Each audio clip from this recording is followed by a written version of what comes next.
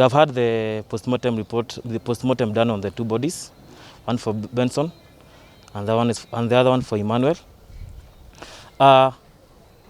Benson, who is the older son of the family, his body had multiple injuries. There were head injuries, there were broken ribs, and then there were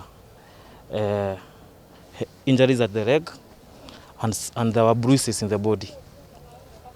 The injuries in the head were from a hard object that hit them. They are all over the head, from the back, the side. It's like he was being beaten all over his head, from this side, and then at the back. With the Emmanuel, the young son, he only had injuries at the head. There were no injuries in any part of the body apart from the head. There were no bruises. So the issue of him jumping from the vehicle is neither here nor there. There were even no bruises in his body. So the only injuries in his body, as per the postmortem report, is the injuries that are in his head. The family will pursue the criminal justice system. We have to ensure that the two victims get justice. As LSK, Human Rights and IPOA, I think we have seen all of them here. We are very much concerned and interested in this matter. We will be pursuing to ensure that the family gets justice. From the postmortem report, the Benson one, is consistent to what the police said. He might have jumped from the vehicle because there are broken ribs, and then there are those bruises in his body. But now with the second one, there is not any bruise, there is not any broken rib. He only has head injuries in his body. Yes. We've just concluded the postmortem of the two young men from Kianjokoma.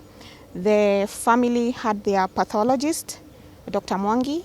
IMLU was represented, that is Independent Medical Legal Unit, was represented by Dr. Ndegwa and who?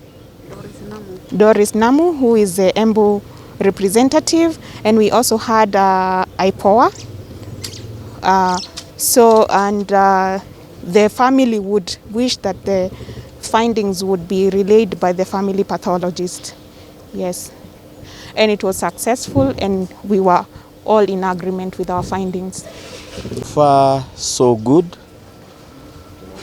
Postmortem has been done, and we are grateful to God. We know He is a real God, and we believe the truth will come out soon.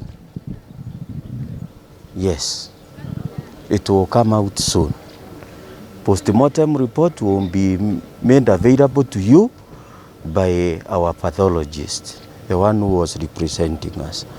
But I can tell you without fear, from the report, the truth will come out soon.